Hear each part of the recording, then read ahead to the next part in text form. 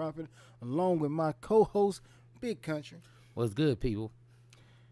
Today we got a fun-filled episode for you. Let me pull up some topics. While I'm pulling those up, how's your day been going, Mr. Jeremy? It's been good. I can't complain. Just out here trying to handle business, make moves, all that good stuff. How about yours? Mine been pretty good. Got off work and went right back to work with this podcast. That's how it works. It happens. It happens. Stuff. I ain't complaining about it. Gotta enjoy the podcast. Most people ain't in this position. Mm-hmm. Be able to get off, then go and do something they trying to make grow. Well, my summers are good right now. Shoot, I ain't got to worry about nothing right now. I ain't gonna tell y'all what I do for a living, but you could probably guess. Yeah. Mm-hmm. I'm sure you said it before. I don't think I actually said it. Like you right. You might not have. I don't think I actually said what I do, but it context clues. Context clues, yeah. Mm-hmm. Yeah. You should know what I do. I know I said what I do. Just outside the point. So, we're going to jump into the hard stuff first. And then, we going to end on a lighter note. We going to just jump right into it. But before we get started, trigger warning. If you are sensitive, worried about certain things get on you, under your skin, like, fast forward to the lighter note. We'll let you know when that is. Yeah, we'll figure that out. We'll yeah. Okay. So, in Texas, my home state, his home state, there was a man who went into a elementary school and shot 19 children and 2 teachers. Well, these are people who died. At Robert Elementary. After shooting his grandma. So, what's your take on it? See, my issue with this is I'm sick of people blaming mental health on everything. And, I do believe in mental health. And I do believe we need to work on our mental health. But for you to kill your grandma... Well, I don't think she died. She didn't die. She was shot. He shot her in the face. But I thought she lived. Because she on the asking people because she the one said he had his reasons. Please forgive him. She said that recently. I don't care what reasons she. But the person did ask, what were the reasons, and she just got silent. So then your reasons weren't good enough. There's no such thing as a good reason to shoot kids. I know. I'm not saying that shooting adults is any better. First of all, you shouldn't be harming anyone. Keep it to yourself. But my thing is, people always talk about mental health and things like that. Yes, mental health is very important. I believe us as people, especially as black men, we need to work on our mental health. But we can dive into that after this. Yeah, but there's nothing in me as a person that's going to make me go to elementary school and harm 19 children. Not harm, kill 19 children, and then shoot the 2 teachers that died protecting the children. Right. That's not mental health. That's an evil individual. Right. And the thing is, we always keep trying to mask it, things like this, and these things keep going on. Mm-hmm. Just like last week, the dude shot 10 people. 10 black people. He shot 10 people for no reason. Mental health is the reason. But that's the thing. So if we as Americans are going, every time somebody pulls a gun and do something that we technically, the normal average person would not do with a gun, because millions of people, lots of people, especially in Texas, who have guns, who don't use those guns in any violent way. Almost everybody and their mama got a gun. My mama got a gun right now. Easy. It's like, okay. But anytime if somebody goes off, strays from the path, oh no, that was a mental case. Well, let's think about it this way. Forget the whole mental case, because they got, now the argument is we got legislation that's being held up by our congressmen to do background checks on people. Kid's 18. First of all, the kid's 18. First of all, I'm going to tell you like this. I don't give a crap about congressmen because you think they ain't going to still be able to get a gun? My thing is, they will take your money and go build a road. Yeah. They will take your money and fund wars outside of the United States. They'll take your money as a black man and create this thing called a war on drugs, and they'll imprison all your people, and then use them as slave labor, then take them out of the homes. Let's just put it all on the table. So the crazy thing about me, the real case where I feel like it's mental at, is when we come to the idea that only one person who's not me can fix these problems. We gave all control over guns and how people operate with these guns and all, to a person who don't deal with our issues. Yeah. It's just, you don't see that. You've never been there. You don't know. Man, it's just crazy because like I even looked it up and they even talked about it. It's been over 200 mass shootings this year alone. Right. Over 200. Over 200. I'm like, tell me how that makes sense. It's like it keeps going on. It keeps happening. Mm-hmm. Everybody's like, woe is me. It's more people starting to get desensitized by it because it's like every other week, somebody getting shot. Somebody got shot it down. ain't one person. It's not, I got issue with you, you got issue with me. Bang. No, it's somebody being stupid. Hey, let's go kill a whole bunch of people. Let's go shoot them down, and then we'll do that whole Facebook revolutionary moment where everybody gets online and they so up in arms. Mm-hmm. And then 30 days from now, not even 30, because I feel like, if the news didn't put it in the news today, by next week it'll be gone. Memorial Day coming, they're going to be talking about Memorial Day sales. Thing about it is, them 19 parents, well, really 20 parents, because there's 2 teachers who died too. Like, if you have children, it should really bother you because I'm like, for somebody to take away your little innocent child, fuck your mental health. But I'm tired. Stop using mental health as a escape. It's real people out here who got real mental problems. But even those people that got real mental problems ain't over here blasting people. They not doing all that. They depressed and they doing their depression with themselves somewhere else. And that's what I'm talking about. I'm like, stop giving it that. I'm over here have to explain it to young people about what's going on and things like that. I'm like, I don't even know how to explain it to you. If you want to talk about mental health, think about your mental health, my mental health. Man. You as a black man, it's dangerous for you to go shopping at a grocery store. It's dangerous to send your grandmama or go to church. Yeah. It's dangerous to send your child to school. Yeah. Where is my mental health? Where can people be safe at? Church, you can't be safe. No. You can't be safe going to school. Can't be safe going to school. Can't be safe walking down the street. Yeah. I remember it was a time where you literally went outside and you could stay outside till the street lights came on. And that's what your parents always say. And the only reason they said stay, hey, go play. When the street light come on, you need to be in this house. And that was so they could see you. Yeah. They need to be able to see you when it got dark. Yeah. Other than that, go play, have fun. Play. Now you can't even go out on the street because so many people got these issues. Mental health issues. And I'm like, don't get me wrong. I don't want anybody to think I'm talking about actual mental health. I believe that we as people need help with mental health.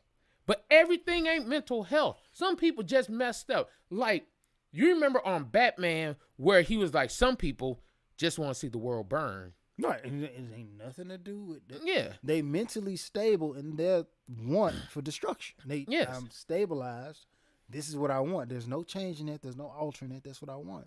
And I can't speak for the dead because the guy is dead. But I can say what you did was so atrocious to a point where it shook every person who got a kid at home, anybody, like people who got kids who end up becoming school teachers. Now I didn't know. I was thinking that's a very safe profession to have. You should be fine. But yeah, you would think. But Sandy Hook showed us different. Yeah. Sandy Hook showed us different. And they wanted to give him what? Oh, he was mentally unstable. He was mentally ill. I'm like, no. I don't think. Man. No.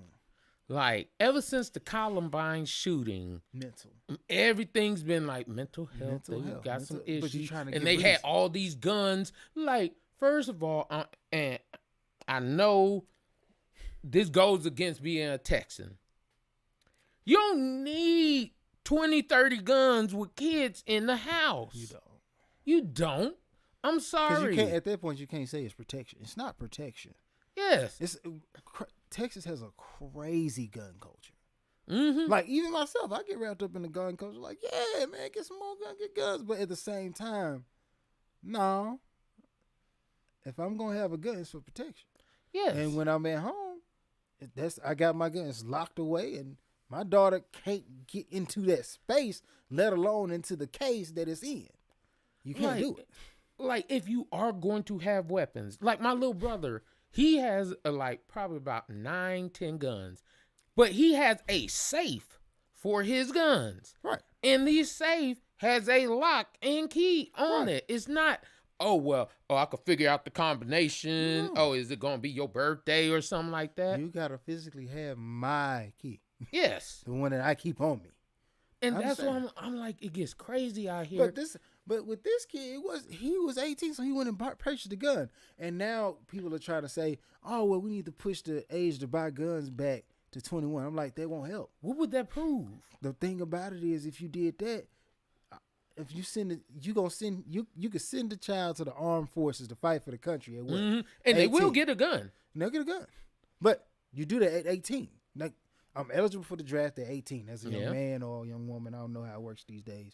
I don't know. Do women get drafted? No, we don't do the draft anymore, but everybody can serve. I don't know for a fact if women can serve actually in combat now. You can go to the military, but I don't know if they'll actually let you in frontline combat. We do have to look that up to be 100% sure. But the fact is, you can send that child, that young man, to the army to fight for the country at 18. So, if you tell him on the soil where we gave you all the rights, you can't buy this gun, then it's gonna be like, well, that's a contradiction. So that's why I'm like, it's hard to make that law a passing law. I can't do that. And then they twist and mess with this whole idea of the Second Amendment. Because everybody talks about the Second Amendment, the right to bear arms. Right. Yes, that was the fight against tyranny, people trying to invade your home, things like that. It wasn't to walk down the street and be like, hey, everybody can feel it because it's open carry. Open carry. My thing, on another note, with the mud raking, we done with that. As far as, I think we've come to a general consensus that we're not going to give him the mental health escape. I don't care. You can't escape it with that. And then we can't sit back and try to say, what anybody should try to do as far as the age limit on guns. Yeah. Me personally, I don't see the significance of a background check because, like I was saying, he was only 18. What have you done? First of all, your social media account is probably the dirtiest thing you got. People get guns from any and everywhere. You get a gun from a pawn shop. You get a gun from a friend. You can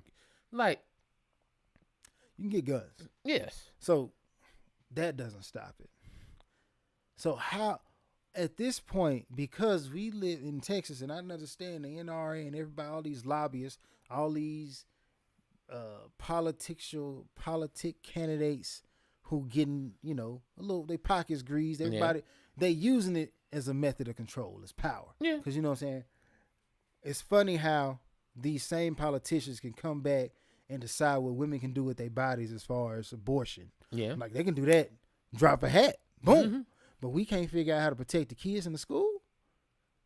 We can't Very come good question. to legislation on that. So what I'm saying is, I know what we do with our tax dollars.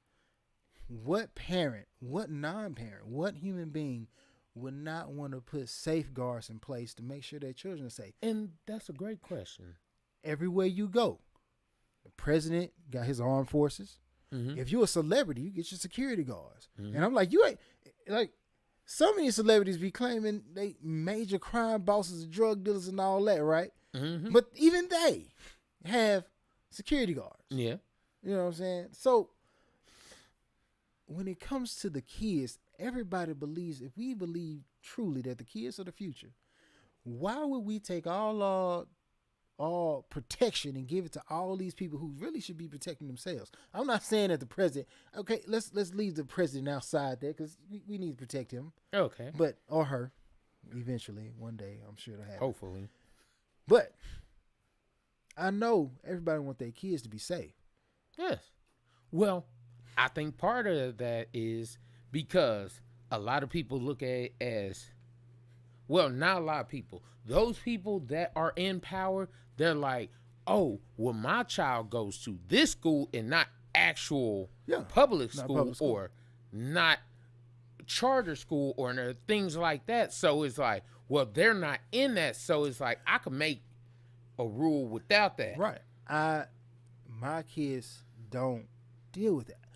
It's hard for the real problem with politics is majority of the people sitting in the seat don't wear your shoes. They don't go through what you go through. They've never had to truly struggle, never had to see certain things or deal with certain things. So they never know.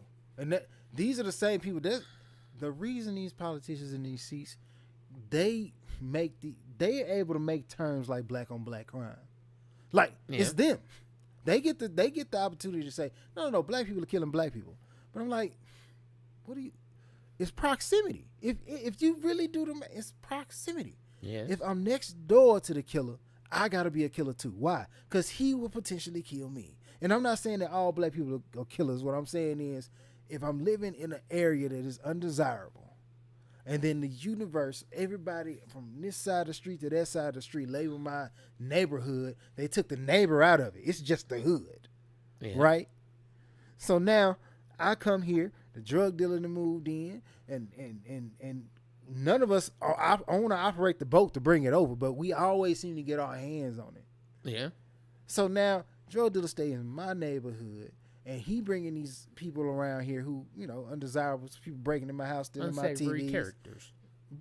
Taking my TVs, breaking them, stealing my car stereos. I already don't have a lot. So what am I going to do? I'm going to do what I need to do to protect what little I have. Yeah. It don't matter if he black or white. It just matters that he's taking my stuff. But if we really talk about proximity, no matter where you go, like, there's white on white crime. Oh yeah. White people be feeling the same way black people. Hey, I gotta protect my stuff. My stuff. So I will shoot this person dead. The opioid, not war epidemic, has proven us. Yeah, you put the right drugs in somebody's hand, and they'll break in your house and steal your stuff too. Yeah. They'll go. Only difference between the dope dealer and your doctor is one got a lab coat, one got a degree. You know what I'm saying? One got a degree to write you your opioid prescription. He don't hand it to you in your hand. He give you a slip of paper that's good. The insurance people pay him. He don't have to worry about whether you late on your payment or not. Yeah. They gonna pay me. Here, take this. Call me in the morning if you need some more. Mm-hmm. You know what I'm saying? So I'm like, no, we gotta at a certain point, we as Americans have to come to terms with some of this stuff we gonna have to do on our own. But see, the whole thing is the majority of people agree with what we're saying right now. Right. Because I ain't trying to take nobody's guns away from them or anything like that. It wouldn't benefit me if I did. I don't care nothing about that. But my whole thing is safety. Safety. Like, I want my child to be safe, your child to be safe, everybody's child to be safe. Right. Like, I want your grandma to be safe, your daddy to be safe. I don't want nobody to be like, man, for somebody stupid mindset, oh, we're going to take some people out of here. Yeah. Like, oh, just because you feel some type of way. Right. Oh, just like the people that were in church a couple of years back. I'm like, first of all, not even a couple of years back. It was an Asian. Yeah, thing. Asian church.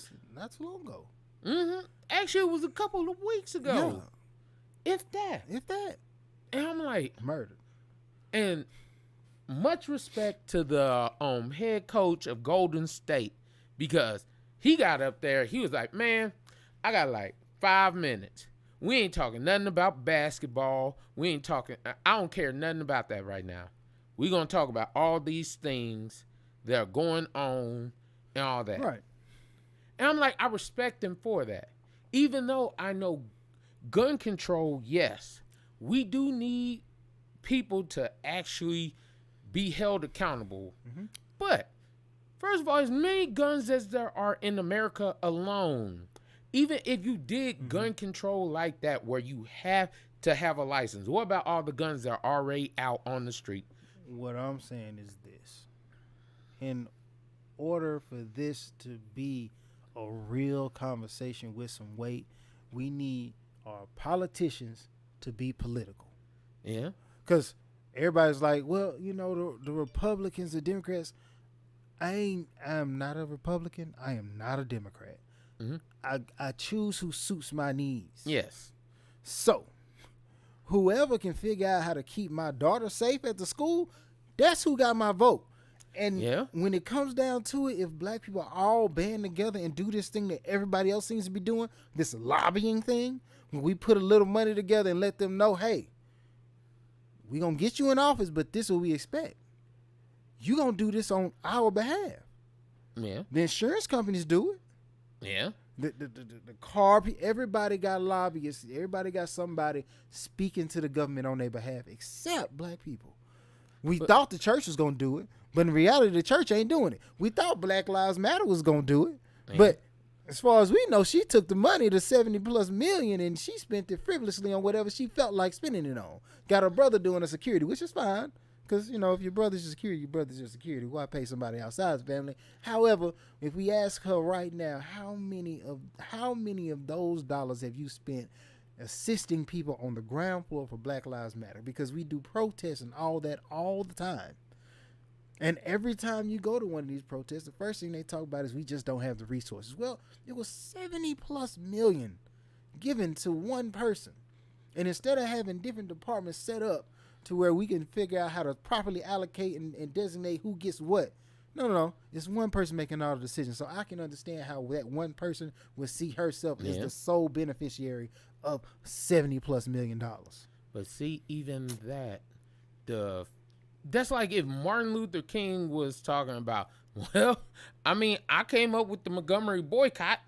So I'm the one. I don't want to spend it. Yeah, I'm going to do it the way I need to do it. It's like, no. How would you get anything done? So that's what I'm saying. We got to stop letting these people come around here giving us false movements and spending the money. And then I know I jumped off on a tangent with the Black Lives Matter. I'm going to get back on subject. We got to start holding these politicians accountable. When anything addressing or regarding something that would keep my child safe crosses your desk, there is no, we're going to put it back. Wait, don't know. You need to make a decision now. You need to, this is a priority. But my thing is, when did children not be the main priority? Because look at it like this. They're our future. Mm-hmm. And the only thing I could think of is selfish old people like, man, I ain't going to be here for them children, I'm going to just get it done right. I will tell you when children stopped being important. When children didn't have people sitting at the White House, sitting on the White House lawn, or sitting over at your local congressman's house, and that giving them saying, you going to do this on my child's behalf. People without a voice never get heard. The kids just go to school. So it's up to the parents in the household to speak for them. So it's us. We dropped the ball. I'm telling us, no, we done with the ball dropping. It's time to pick the ball up and take the shit off the court now. And nobody playing ball till we get this solved. Till we figure out how to get a safe place for children to go. I understand the supermarket was crazy. black people dying in the supermarket, the Asian people dying at the church, the black people dying at the church. That's crazy to me. Because that should, in my mind, me going to secure food for my family should be a safe place. Me going to practice my religious beliefs should be a safe place. Yeah. But over paramount to all that, and if it's only me saying this and it's only my believing, it is what it is. I'll 100% agree with you because children, the school where I send my child to get the education to better tomorrow, the school is Switzerland. We don't do anything to anybody in that building. Yeah. Period. Like that should be the untouchable place. That should be the and I don't want. It's the problem is, you said it a long time ago. You said people's word don't mean much no more because it used to be an unspoken rule. It's just we just know you don't mess with the kids. You just don't do that. Yeah. Period. Them used to be the rules. You didn't mess with the kids or the elderly. But we see now that the millennials that came up after this 80s generation, they don't feel the same. So the word is broken. Nobody believes the holding themselves accountable to their word. Like I don't have to. Now, documentation, and with documentation, examples. Hey, come over here with that. It is what it is. If you show up on school ground with anything remotely looking like it'll damage a child, it's gonna be bad for you. If you make it out of here with your life is still gonna be put on pause for a minimum of 5 years. So it should not be beneficial for you to carry it on this. So I got 2 questions on this one for you. Okay, do you believe we don't give? You think we're too soft with people that do these crazy mass shootings and stuff? Because it's hard to say that because had that gentleman made it to the prison system or made it to wherever, then I'm sure he would have got his just due. A lot of people try to let the prisoners run the prison. But I'd be like, no, we can handle this before they get there in reality. But at the same time, you have to question who's the villain. If the villain comes in here and we've stopped the villain before he truly gets to enact his grand plan, his grand scheme, then you're already the hero. You did your job. But at the same time, our punishment for the most part is time. Time is the one thing you can't get back. We make you sit down. See, but the thing is, time being the one thing you can't get back. Yes, but some people don't care about time. Right. So so how does that work for you? Oh, you get 3 square meals a day on top of 3 squares a meal a day. I know a lot of prisons you get to watch regular TV on the regular day. Before they took it away, you got to work out. Before they did that, you had your conjugal visit. You had multiple ways to live your life in prison. There's people who go to prison all the time, career criminals. Yeah. It's a real thing. But the thing is, the concept of prison is almost immoral. Like I can't, as a person who doesn't want to see anybody hurt or harmed, putting you behind bars is also a method of hurting and harming you. So it's difficult for me to make these types of punishments that you as a prisoner would deem crucial enough to where I don't want to go. You know what I'm saying? Because at a certain point, I become the villain. Like, I can come up with a whole bunch of crucial, crazy things, and anybody who rapes a child is going to be castrated. Like, you start, like... But if you think about it like this, if you actually did put that out there, and it was actually proven factually that you did, let's be real, how many people were willing to take that chance knowing you're going to lose them? It's not a maybe, possibly. No, you're going to. It's going to happen. But I'm saying, I can't, make a punishment that what I personally would feel is suitable enough to fit the crime without losing my moral stance and as a Christian. But there's already a couple people that don't got moral standards. Hey, go and give it to them. Let them go and take care of it. You know what I'm saying? For those, it'd be a beautiful career for somebody who just really wants to think of some crazy stuff. And we just, if we wanted to sit back and turn a blind eye to some craziness, like that could be the thing, but it's hard. It's hard because I'm a very peaceful, calm person. I don't like. I know when I was younger, I used to have a lot of anger problems, but as I've gotten older, but for me to think about certain things happening to people that didn't do one thing wrong, nothing. You didn't do, and especially children. Like, I'm like, you basically tortured them. You don't need time. You need to be tortured. Because that's basically what you did. You make them sit in the classroom. And wait to die. And you decided who you were going to pick off first. Mm-hmm. That's torture. That's torture. Now, all of a sudden, you decide right now, either A, you could get either you get life in prison or the death penalty. Most people that get the death penalty, they be on death row for like 10, 15, 20 years. We got legislation and all that to block it. But that's the thing. We as America feel that's inhumane to kill you in that way. You know what I'm saying? That's why. But at the same time, Texas, I don't think we that way. If you I just say let the punishment fit the crime. But that's the thing. Who are we to judge? And I know what I'm asking that's what I'm saying. It puts me in a bad position because 19 kids, I'm going to be honest. All that moral high ground, that went out the window. Yeah. My thing was, that guy needs to die 100 times. We need to revive him to kill him again. Wake him up. And bring him back and kill him again. Kill him till he understand that we wanted him dead. Yes. Because, look at it like this. And I know there's somebody that's like, in my heart of hearts. Because, trust me, in my heart, I'm not that person. But when I think about it, and I'm like, my child? It puts me in a very volatile state. And I feel like that's what well, first of all, we can go ahead and jump to the next time. So, but first of all, let's clear cut what I expect, what I want.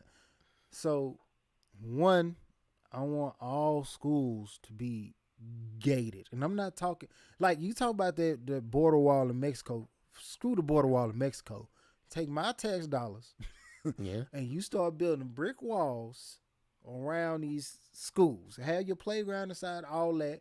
And I literally want it to be, you a parent, you come in, you don't get into the school till you walk through a gateman. That's a security guard I want him he needs to have a gun. He needs to have a gun. He also needs to have a drug dog. He needs to have everything at his disposal right there to do a full diagnostic of who are you and what you doing here. If your background ain't too savory, then unfortunately, my brother, because it's parents here who will take your life just for not being the right person on this ground, I'm going to have to ask you to go ahead, go home, bring your wife, bring somebody else to come pick Bring someone that does not have your record, your background, all that. Bring them up here. Because I can't stop you with the guns. I know I can't. In Texas, there's nothing I can do about all the guns that are already here. Because by the time you get to telling people, we finna take your guns, there's going to be a whole new war, and people going to be shooting and running and hiding these guns and becoming criminals all over again. So I don't even want to put you through that. Look, you want your guns, you want to live that life, live that life. I got my guns too. We going to be that way. But who I know don't have guns, who I know is 100% victim whenever a gun's present. Off limits. And should be off limits, but that's like I said, that's our generation and back. Yeah. Was the kids. And since I can't guarantee the way these new people thinking out here that they going to be safe, now we got a problem. You know what we going to do? Gate it. No. You can't, don't tell me you coming from this high school to nothing. No. Everybody who comes onto this property must be vetted. Yes. You cannot get on this property, get through this gate, get through nothing without being through several checks from a human being. And I know you need to be patted down. I don't care if you man, woman, child, in between, whatever. Look, I don't want you to have a metal detector at the first gate, not for the kids. I know people always want to have that whole, well, I don't want my kid to feel like a criminal. That's fine. It don't need to be. The kid ain't got, we ain't putting the kid through no metal detector. No. Yeah. At least not in elementary. High school, I don't know. But elementary, we ain't gonna put you through no metal detector. But your parent, unfortunately, you gonna come up here and expect to walk through this metal detector when you pick up your child. Period. Expect to be checked. Period. Mm-hmm. Your purse. I don't care if you feel. Don't bring your purse. Right. And the reason I say and I make it this strict is because a person took a plane and flew it into a building and you created this crazy TSA check through process. And I've still seen people get knives and all that stuff on planes. Yeah. So what I'm saying is I don't know how effective that is. But if you're going to do all that for one incident that happened to some adults. Yeah. This is the second incident that happened to these children that I know of. And I'm not including Columbine because those were older kids. But I should. School shootings, I should. If I go back and I pull the history. School shootings? I'm sure I can pull up a whole lot of school shootings that would give me just cause to say no. Under no circumstances are you permitted to walk. And I'm not talking about that little sign you put up that deter people. Oh, we can't have guns on this property. They still bring them. No, I don't want you on the property. And if you got a gun, I don't care if it was a mistake. You gonna we'll let the judge decide on whether you made a mistake or not. You knew you was coming to pick up your kid, right? Okay. Oh, it was an accident. It was that. Well, when you get out of jail. When you get up there, tell that to the judge. If the judge believe you, then I believe you. But it ain't my job to decide who's right and who's wrong. I got one job, and that's keep these kids safe. And if keeping these kids safe is telling people who honestly you meant no harm and you can prove that you meant no harm on the spot, that ain't got nothing to do with me. If you really meant no harm, you wouldn't have been put in this position. Let me take you on your way. And then they'll sort you out there. I just don't need you over here. We trying to figure it out because you're holding up too much time. Either get in your car and drive off and go way down the road about your business, or hop in the back of the squad car and I can take you over there and we can let them people deal with you. But you ain't gonna walk not another step towards that building because that's what the future is. Let me go back to over here. So real quick, before we jump off this subject, my condolences to all the children and the parents of those children and the two teachers. Right. Much respect. Rest in peace. Yes, rest in peace. And I hope that your death isn't in vain. Because as far as I'm concerned, that's priority number one in my world. Like, no, we need to figure out how to make sure things like this don't happen. No more. Ever. Period. Ever. If anything gonna be safe, it's gonna be these teachers and these kids, especially when they on school grounds, especially elementary school. Let me stop because it's just gonna keep going. Yeah. We're back in it. How do men cope with the idea of being powerless? Honestly, I could be honest. That's a hard thing as a man. Like being powerless, knowing that you can't change the outcome or you cannot prevent it, like you can't do nothing about it. I don't know. That's like number one, I think would be on most men's thing. I cannot do something about it. I can't get to it. I can't. Because if you think about it, as a man, the main things you do is problem solve. Yeah. It's like, hey, if it need to get done, I'm going to get it done. This bill need to get paid, I need to pay this bill.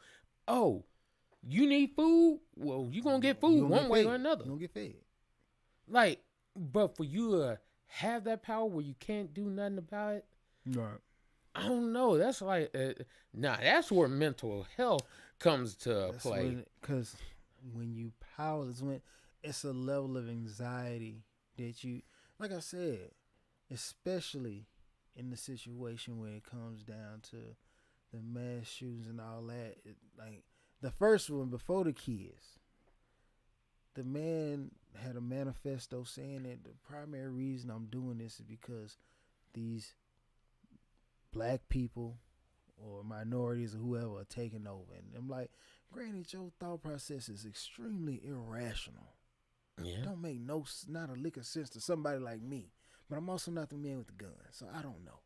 But what position mentally do you think that puts a man like me that typically don't walk around with a gun on his hip at all times? I just don't do it.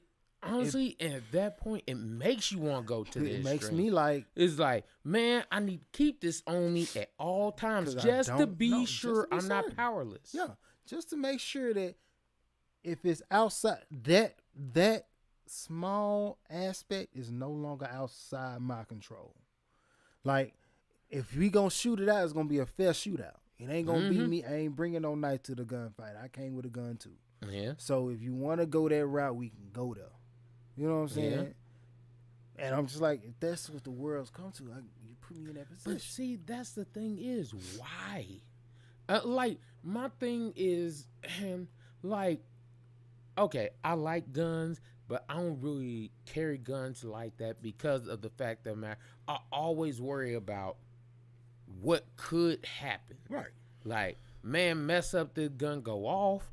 What if somebody around me? What if my child's around me? What if all that kind of thing? So it's like I'm very like drawing back on it. Like I have like so many swords, knives, and all that kind of stuff because I'm like, for this to actually do something, like you had to have been swinging it or things like that. But for a gun, like. It's a trigger. It's one small motion, bro. And some guns have hair triggers. Like, one little touch. One little touch. Yeah. Some people don't know how to handle them. It's like, yeah, if you don't know how to handle a sword right now, you're not just going to be like, the blade.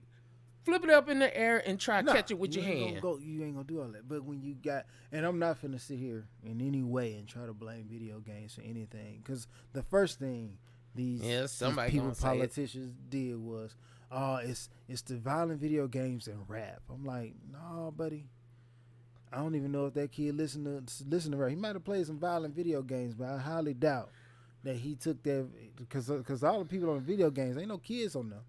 All them adults. Yeah. You out here shooting people in RPG like it's in context. Yeah. Stop it. That ain't how that works. Stop it. Stop trying to find a scapegoat and jump right in. Trying to find ways to make it correlate. It's deal with the real problem at hand. Somebody got a gun who shouldn't have got a gun.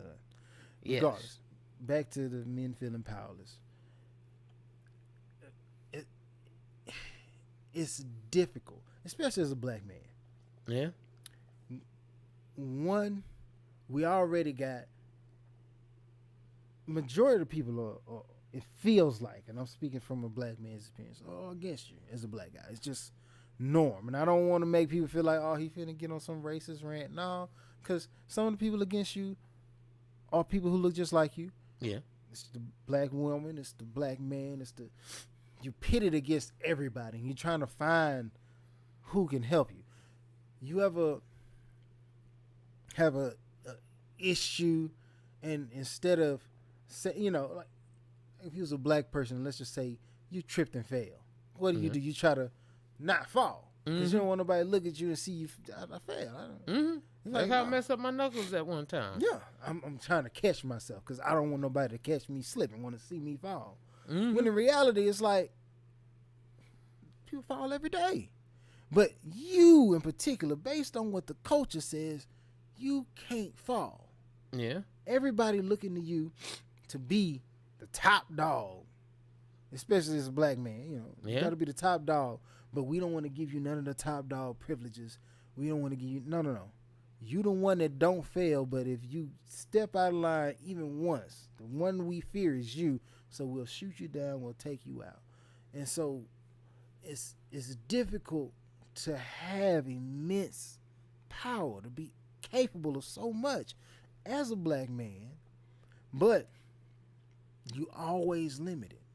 Yeah. I got another way you could look at it. As a father right now, like the way that a lot of men are set up as a father, it's not look good at you being a father. Right. It's always like, if I step out of line, if I show a little bit of anger or aggression towards something, it's all these negative connotations. Right. All this built in what happened so long ago and all those kind of things. And like, I just want to be a great father.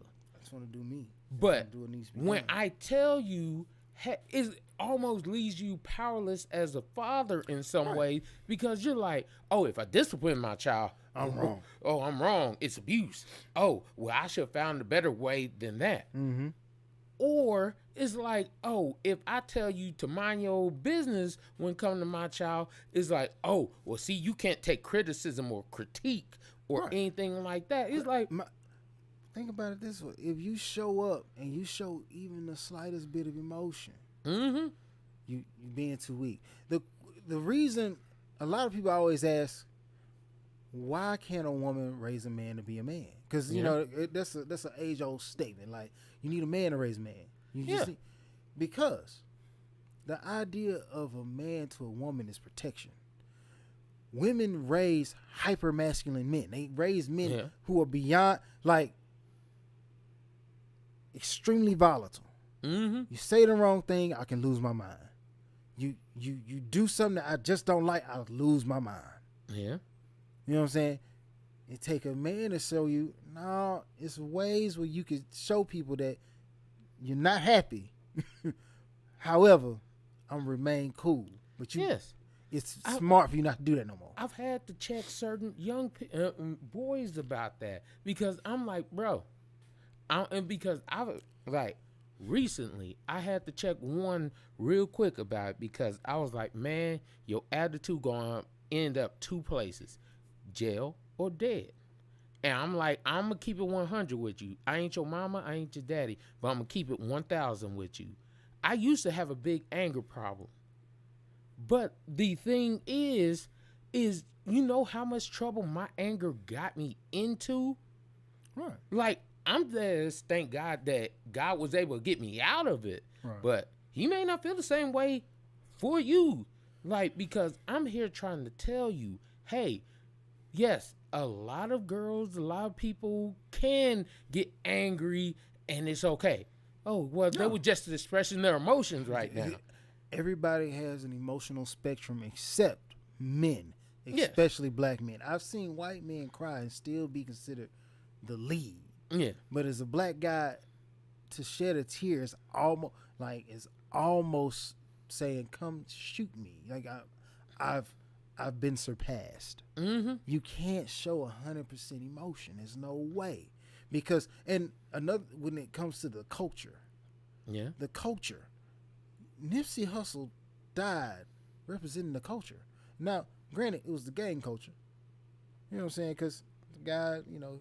Yeah. You do that. Yeah, we both in this particular gang, but you know what I'm saying, in that gang culture, you're considered a snitch. Now, the dude coming to you trying to bring you music.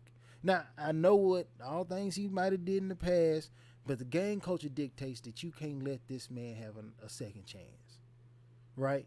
So I can't be seen with you, because you know what that's going to do, and people going to connect me to you, and now I'm a snitch through association. So you know how that works? Let me get out your way. Look, bro, nah. You know you can't be around him. But I'm like, if he come to you with a CD, he ain't coming to you with no issues. Yeah. And sometimes that frustration is because I can't change. The things I did in the past, and that's what men have to learn. Boys figure it out because men teach you. Sometimes you can't change. I asked somebody one time, I was like, what happens when the devil repents? Like, if the devil went up to God and just said, look, I made a mistake, my bad. Does he go into heaven? I don't think so.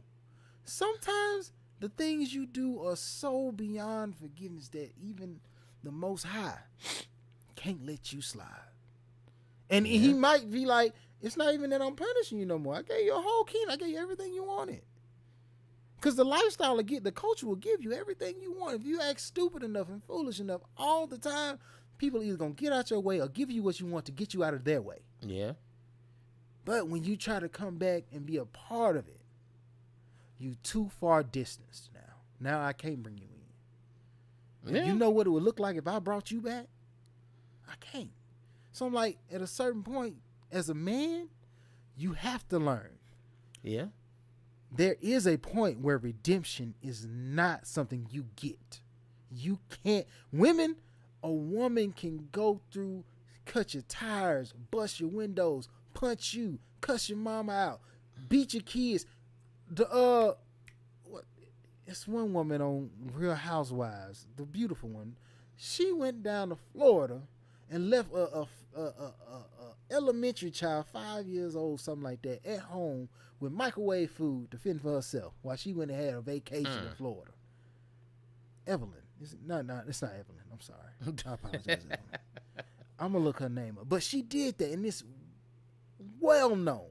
The fact that I know about it and I don't watch the show at all lets you know how well known that she's still on TV. Johnny Depp gets one accusation that, for the most part, throughout this trial is proving false. Yes, in every way. You lost it all. The Amber girl. Oh, no one. She openly said, "No one's gonna believe you. Me, a woman, be on you, a man. Who's gonna believe you?" When you take that, it multiplies times 10 for me, because every time she say, "I didn't punch you, I hit you." I hit you. I was like, but even then, I guarantee you, she gonna get through this trial, and once she get through paying back this money, that I believe most likely from how the trial's playing out, she gonna end up owing this man and for defamation of character. And yes, I mean, if he don't get it, then but he gonna get it. He should get his roles back, because we see now that was a toxic relationship. It wasn't just one side. It ain't no man beating on a woman. It's a woman lying to you and then using her privilege as a woman, because women have privilege. Everybody has privilege in some way. But the thing about it is, as a black guy, your privilege is anger. Yeah. If I get mad enough, somebody gonna get it. Somebody gonna do something out of fear. Yeah. I force you to fear me. I can't show you that I'm an amazing person right off the bat. That ain't how this works. I have to show you that there's a reason to be scared when I show up. So, unfortunately, in this new society that we live in, I can't use my privilege all the time. Yeah. I can't go off the handle all the time. It don't work like that. Like, did you hear about I think I told this one once before. Guy, he goes into the store with his son, and his daughter and his wife are in the car. The father, he parks in a handicapped parking spot, but he doesn't have a handicap sticker because he runs in there real quick and he's gonna run right back out. Right. So, thing is, this other race of male came and was yelling at the wife and the daughter in the car, and was talking about, "You're not supposed to be here," kicking the car and yelling and scaring the wife and the daughter. Right. Guy comes out, sees it. He sees the man at his car door yelling and kicking it. And as any man would, especially as a black man, your first instinct is, I have to protect my family. Right. He is scaring them. I don't know what he wants. I don't know what he's going to do, but I'm going to protect him. So he runs over there real quick. He shoves the man. The man hits the ground. Man gets up, pulls out a gun, shoots the husband, kills him, and he gets off, because they were talking about that they weren't in physical harm at that point in time, and he assaulted the man, so he had the right to stand his ground. And I'm like, no. If that gotta be some bull, I'm like, hold up. So you were kicking my car, you were scaring my wife and my child, but because he didn't have physical contact on them at that moment, it wasn't considered, oh, this man protecting his wife and child. Right. And I'm like, and the son, it comes out too, and literally sees his father get gunned down. Right. I'm like, how can you explain that? You can't. But yet, the law make these rules and these guidelines, but it's like, in context, you can clearly see where it got derailed. Now, don't get me wrong, him parking in the handicap space might have been, it's not great. Yeah. But at the same time, It's other parking spots. For that call the police. You don't come up to that man car kicking and screaming at his kids and his wife. Call the police. You know he not supposed to be there. Get the car towed. Mm-hmm. People gonna have to learn that it ain't up to you to jump in the way every time. You're not Superman. You're not Superman. The police. Yeah. You're not nothing. You're just another citizen. And I hate that whole citizen arrest, citizen. They give you that false hope, that false notion that you actually somebody who can do this. Yes. Like if you don't go sit down somewhere, you're gonna try that citizen arrest and gonna be a citizen 6 feet. Stop playing with these people. And you know what's bad now? It get to a point now that if somebody does something to you, basically you gotta kill them. Yeah. It's like basically, hey, bruh, if you over here in my car, I'm just gonna kill you. I'm just kill you. You kicking and screaming at my kids, I'm gonna just walk around to the passenger side, bow, shoot you down. So I at least shot you in the face. I thought he was threatening the life of my wife and kids. He was blocking my entryway to my door. I couldn't have had to shoot him. And that's what's so bad now. Like, nobody want to take a loss no more. Everybody want to pull a gun. Now it's like, oh, well, I got to get a gun too because you got a gun. Everybody got to you can't beat them. When in Rome, be a Roman. Yeah. Like, we just going to be some folk out here today. It's the world we live in now. I'm not going to lose mine. Mm-hmm. Messing with you. No, we'll take it to that next level. How do you take it when someone tells you no? This is big. We move to the lighter side now. Yeah, we're gonna move more lighter. Yeah, I'm gonna throw some bad dad jokes in there. So my thing is, I hate being said no to, but then I realize, you gotta take a no every now and again. It's like, but I'm like, you hate that no, like especially if it's something you really want. Like when your mama told you no, it's like, well, okay, because we gotta let's put it in context. Let's separate it. As an adult male, how often do you actually hear no? I mean, depending on what you're looking at, you hear often. So it's like it don't really hurt no more. It's like, okay, for example, when you used to talk to girls, I don't care what dude out there tells you they batted a 300, a perfect score. No dude out here gets a straight 300. Oh, you ain't never, like, no girls ever told you no? Like, what was it? 6'10", back in college, we were talking about Big Tuck, and they were talking about he was at the club with Big Tuck one day and all that kind of stuff. If you don't know, it's a Dallas artist and all that kind of stuff. Mm-hmm. But the thing was, this Big Tuck was over there trying to holler at this girl, and she was like, no. Like, she don't want to holler at him. And he was like, but I'm Tuck. And it was just funny when he said it because I'm like. You think you reached the status, especially in your hometown, where if I talk to you, this is really a privilege at this point. Yeah. Because there's a lot of women in this very same room who would love to be in your shoes. But the real thing about it is everybody don't view Tuck the same way. Like, oh, okay. You Tuck. Okay. And move forward. So, yeah. But that's why I always look at it like now, as a dude, you should be used to being told no. Yeah. Like, if somebody says, oh, no, you can't have this. Okay, I figure no way to get it then. Yeah. But my thing is, these days, outside of the working world, go to work, of course, everybody's going to do it. I need either a promotion or I need a raise, especially with the gas prices these days. Yeah. I need one of them to make this work, to make me keep coming here. I need one of y'all. You know what I'm saying? So, but outside of that, as long as I got the money, I don't ever hear no. Like, nah, you can't do, what do you mean what I can't do?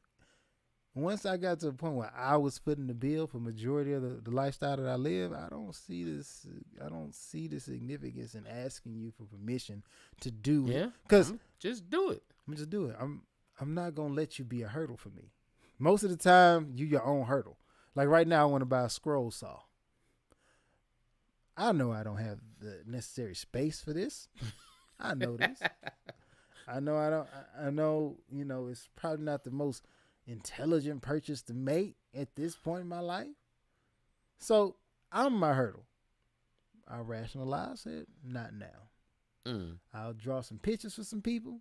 They'll pay me, and then I can at least justify it on, well, I got the funds, so I'll buy it anyway. But, hey, mama, I'm probably bring it to your house. Let's just be honest. You know what I'm saying? Like, it happens like that because for the most part, like, I buy so much clothes. I'm like, I still got clothes with tags on, stuff like that. Because I'm like, if I want, like when I was younger, my mom used to tell me no all the time. I'm like, okay. As I got older, I'm like, I got the money. Just go buy it. I see it. I think I should have it. I'm going to go ahead and just buy it real quick. Yeah. I ain't got to ask my mama. I ain't got to ask my wife. I don't need it. Like, permission is gone. I don't really need that. Like, If I want to buy some shoes, I'm going to go buy some shoes. If I want to go buy some food, I'm going to go do that. I'm not going to ask for permission. It's like, now, I would say it like this. Now, if you're messing with somebody else's money, different. There's a big difference. It's different. Because at that point, you don't work, you don't eat. Yeah. You know what I'm saying? You don't grind, you don't shine. You know what I'm saying? Shine out. It's like that. You gotta put the work in to have this time. Now, okay, let's take it to the other way. Because I remember back in probably by college and everything, when you were trying to holler at girls and all that stuff, like you could holler at girls, but you didn't always get sex. Yeah. Every time you wanted sex.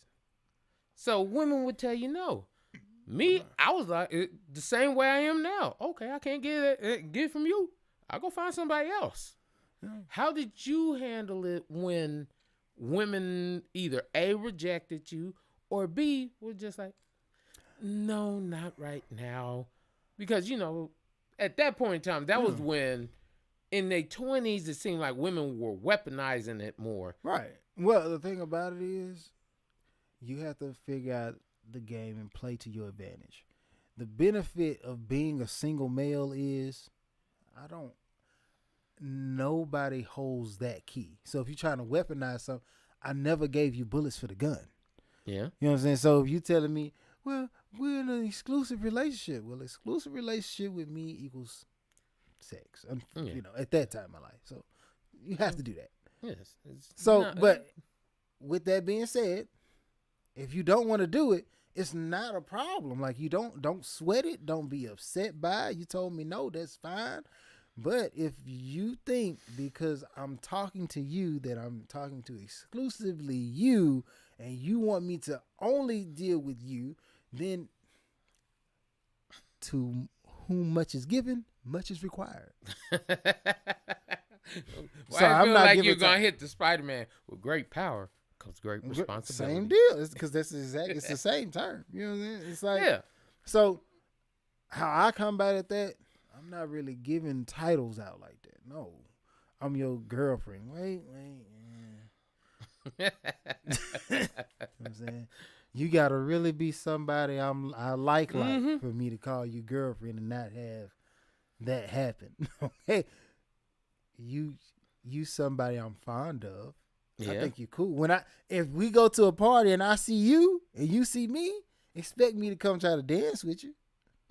That's beneficial, right? Yeah. Hopefully. If not, then that's fine too. I don't mind. There's other people to dance with. My thing is, I'm not gonna give you the power. I'm not gonna place something in your hands that you can misuse until I know that, hey, I put it in your hands and you won't misuse it. And I think that's the whole thing with no. Was like when you're younger, you have to accept no because you don't have the power. You have nothing. But then when you get older and it's like that whole song, I got the power. Yeah. It's like, yeah, I got the glow now. Yeah. So once I got the glow, it was like, do I really care? I really care. I don't have to do it your way. Mm-hmm. I mean, I hear you. And I'm like, I even be, yeah. Oh, no, not today. Oh, that's crazy. Well, okay, I'll be back. Mm-hmm. I'm probably going to go over here to somebody else and get talking to them. And then they saying yes. I'm going to be like, well, now it all boils down to what title do you hold in my life? What did I tell you? Because I know 100% I ain't tell you I love you. That ain't something I told you. Man. I ain't tell you that you... How many times have you ever told a woman you love them? Not including my mama? Yeah, no mamas. No mamas, families. No families, mamas. Like a girl that you were really in love with. How many times? And this is no exaggeration. Probably once.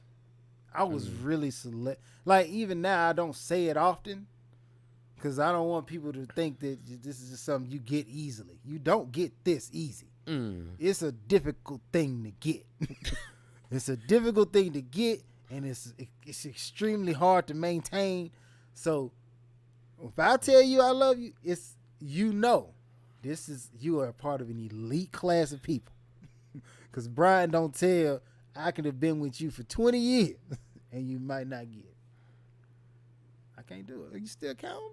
I'm trying. See, you weaponize love. No. You weaponize love. No. Okay. 5. Like, I had to make sure because there's been people I was like, oh, I really like you, but I'm like, I can't say love. I can't say I love you, like that. or I like things about you. Mm-hmm. I might even love something about you. I love what you used to do in this way, but I'm not gonna lie to you. And that was my thing and you know what made me think that way? That movie, A Thin Line Between Love and Hate. Yeah. Because I'm like, man, I ain't trying to get stabbed. I ain't trying to get shot. And I ain't getting thrown out no window for love. I'm messing with this one word. One word where we still up in air about the actual meaning. Mm-hmm. We have, love is the one word with the understood fuzzy line. We don't necessarily know what it is. We just know that we in it. Yeah. You know, you ever be walking, it's like, love is like a state line. If they didn't put the sign up there, I would never know I left Texas. When I saw the sign, I'm like, I'm in Louisiana. Yeah.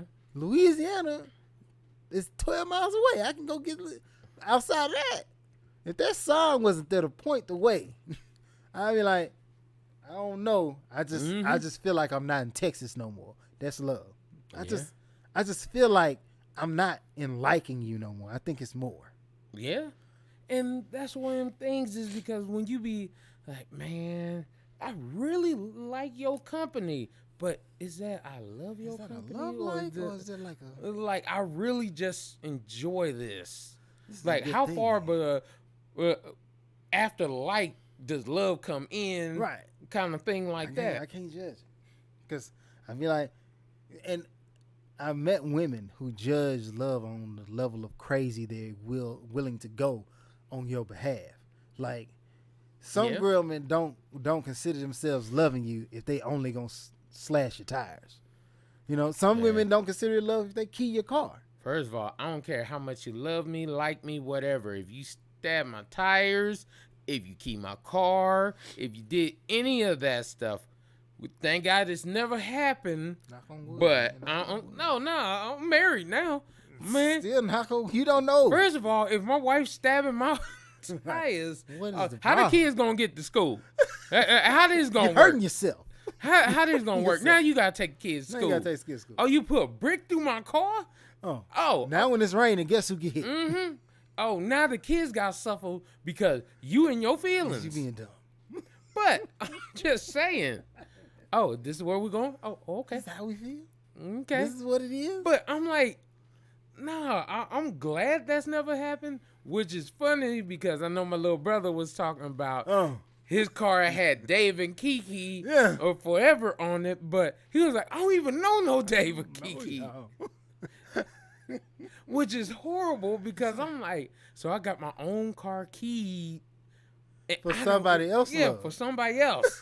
Because they love somebody so much, they thought it was me. This is the new trick. I'm going to carve my name in this car. Wait. Just so you know. So you know. That's why, you know what, with that being said, I'm finna go get my, like, an emblem of my face put on my car or something. Because I don't want nobody to make that mistake. Like, dang, I'm keying up somebody else's car, but you really just hurt me. Like, oh. Or somebody was stupid enough to be like, oh, let me prove my love to you. I'm going to keep our names in this car. And I'd be like, just so having probability that I'm the car, huh? Just I had to be it, huh? Man. I'd be like, go key it in a Ferrari, huh? Don't just key it in a regular car you see. Don't do it to my was Century. He was at Eastfield College at that point in time. Oh, when he told me that, I couldn't believe it. I'm just dying laughing. I'm like, who's Kiki? Like, the hell if I know? I don't know nobody named Kiki. It's like, I don't know a Dave or a Kiki. It's like, so somebody just keyed your car. Keyed your car for love. He's like, oh, okay. Okay. All right. I'd be like, I hope they at least took a picture on it and put it on Instagram. Yeah, something. Like a memento. You know, if they should have got. I hope they got married and had kids. It was like, I hope so too. You remember that car? You remember like when people people still do it, but when people get names and stuff tattooed on them and all that, I'm like, you seen Blueface? He got a girl. I don't know if it's his main girl or his side. I don't know what her status is in his life, but she got his face tatted on her throat. The hell no! Like, I respect it. I wouldn't want it. That's a no that you need to accept. No. Yeah, no.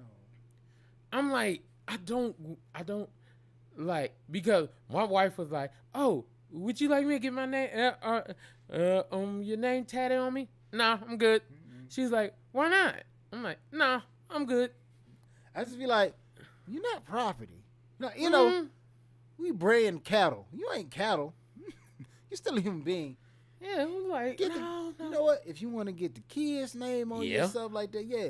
But I'm not saying that I won't be here, because I'll be here. Because what I am saying, though, is I don't want people to think that I have a complex to where I have to be in control of your whole life.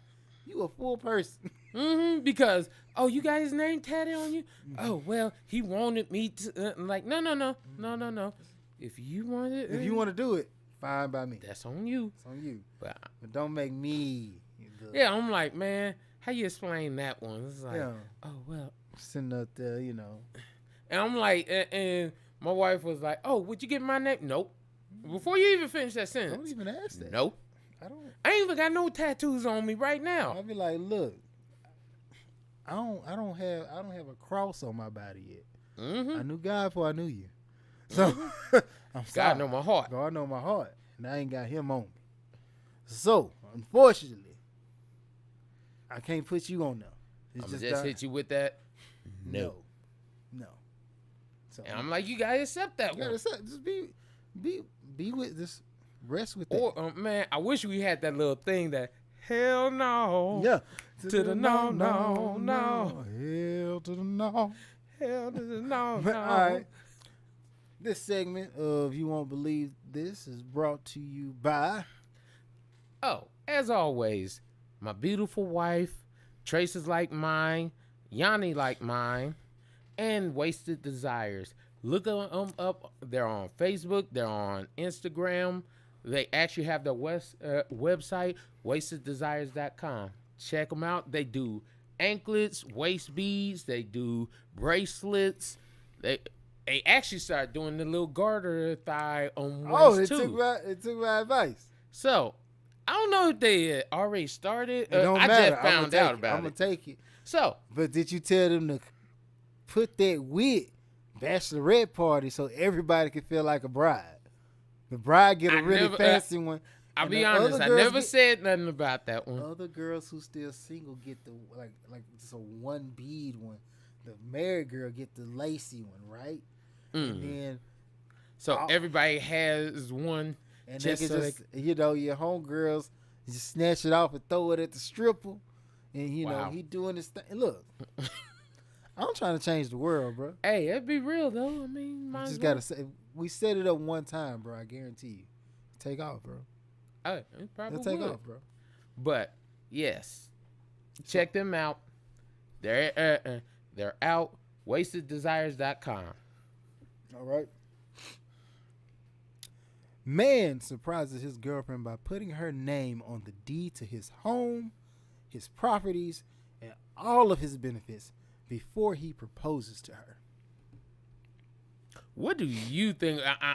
Before I say anything, I want to hear what you guys say about this one. Look,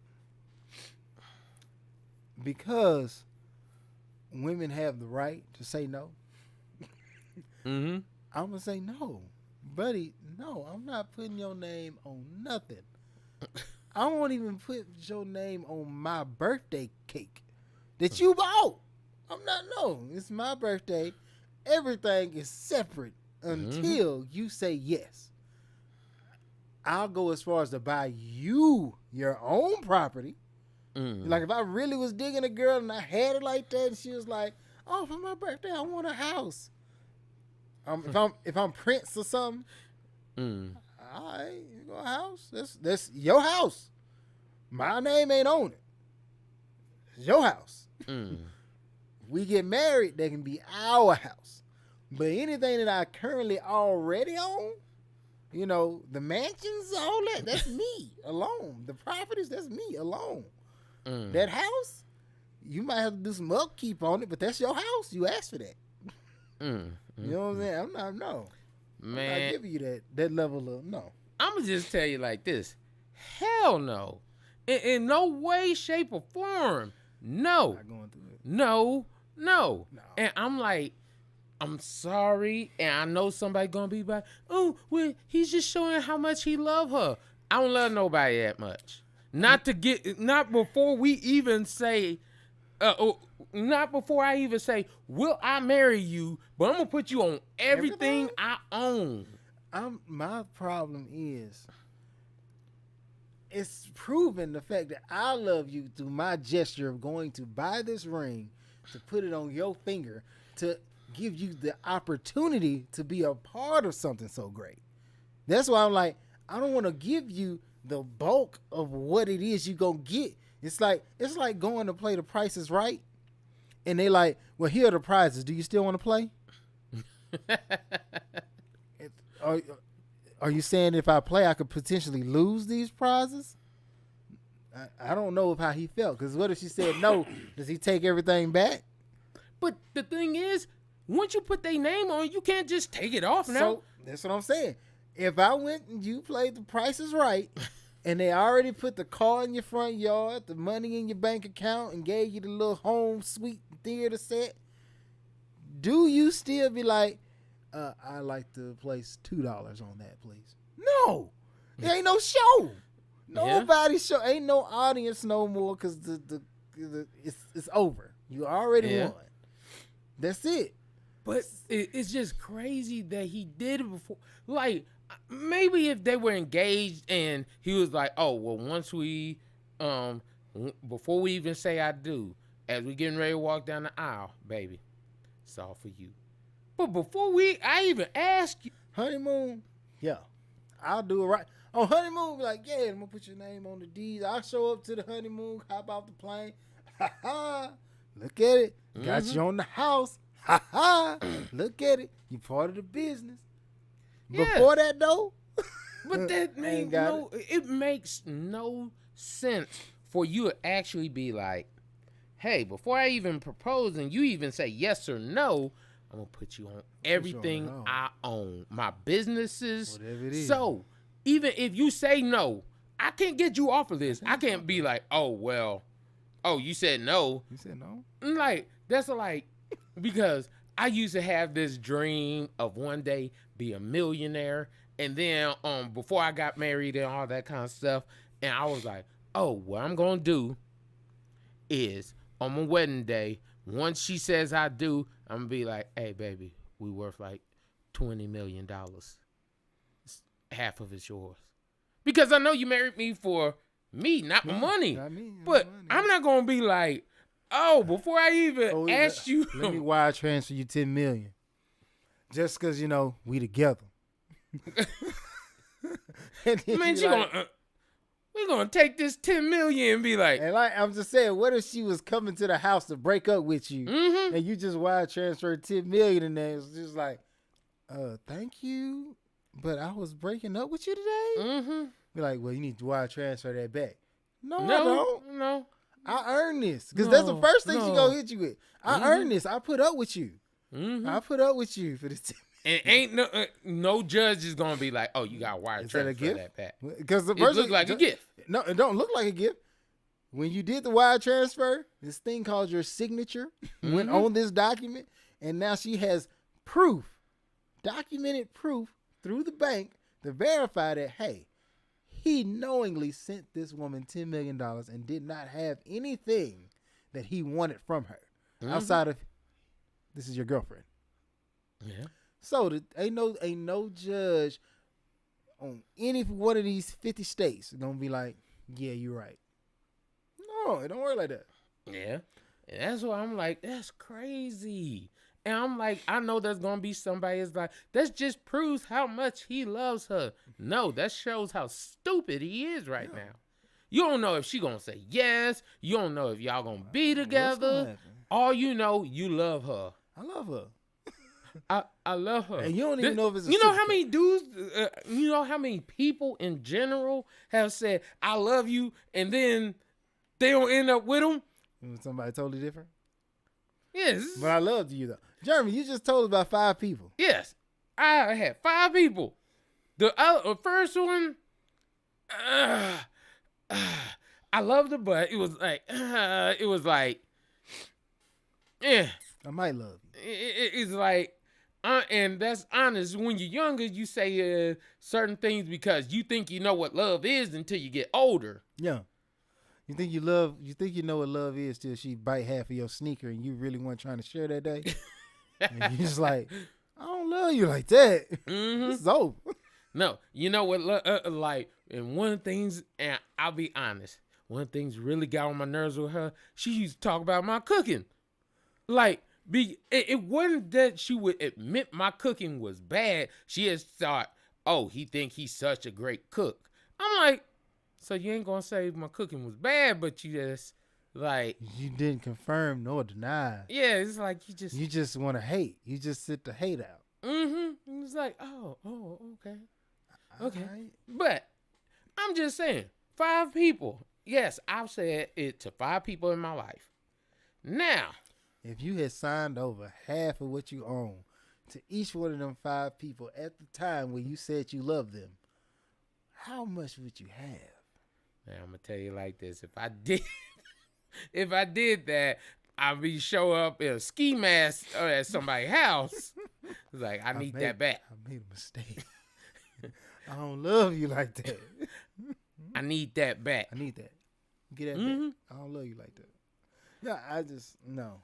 Personally, I'm not giving you that level. It's just crazy out here, though. So, Shannon Sharp went on, I think it was Twitter, and made a response to those people who were speaking against, interracial relationships. Yes, Dr. Umar Johnson was the main person he was talking about because, Dr. Umar Johnson really comes out a lot to talk about black love, black marriage, and I understand that and respect that.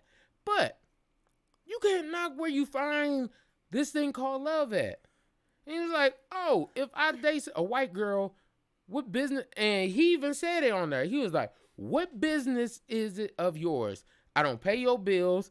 I don't feed you. I don't clothe you. I don't do nothing for you. I'm not harming you or anything. Why do you care? Well, when you think about how Mr. Umar Johnson operates, he's Pan-African. So he feels if no one else, especially the ones of us black men who reach a certain status, the best way to show you pro-black is to show up at home with a black woman. It's just one of those things. I'm not saying that I'm against interracial relationships. I have no issue, bro. I'm pro. Whoever you want to be with them. Yeah. But I do have a special place in my heart for those people who attain high levels of success and then marry black. If you it just is what it is. And I'm just happy about it. Because It's easy for us to go out here and have that one guy who wants to, marry a, convict or somebody, anybody else. You know what I'm saying? They go out and reach out. But for those of us who reach, like I said, the pinnacle of success, like we at the summit of our lives, I don't want us to have this idea of the most valuable thing you can get, or somebody who doesn't look like you is the trophy. You know what I'm saying? Well, I mean, I definitely understand what you're talking about, and I do respect that because I think black women are the most beautiful thing I've ever seen. But I just look at sometimes people have this idea that, oh, like you should accept lower because it's yours, your race. And I'm like, my thing is, I think black women are the most beautiful thing ever. But if this woman of another race can do for me, love me, and do things that a woman of my race couldn't do, I'm sorry, I'm going with that woman. I'm not going to accept, she going to give me 60%. Let's just say I don't believe that all black women do it. But let's say 60%, if all black women were saying, we only giving you 60% of what we can give you, period. Only 60%. But this, let's say Spanish woman say, she give me 90%. Because I don't believe nobody gives you 100%. I don't believe that they give you truly 100% of all they could do. But all right, this is where my issue with it comes in. As a teenager, you're not really, like when it comes to the dating aspect, you're not dating the person you're dating. Because the parent most of the time is paying for all the dates. So you're dating their parents, right? And then you get to, let's just say you do make it to college or whatever. Okay, the black girl most of the time is in the same situation as you. Struggling, trying to get through this thing called college with a decent GPA to hopefully get herself or land herself a quality paying job to better her situation. Yeah, okay.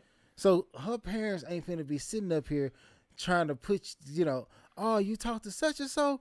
Oh, let me. Oh, he need a place to stay. Tell him come stay with you. They not doing all that, baby. I'm trying to get you through. I can't worry about him.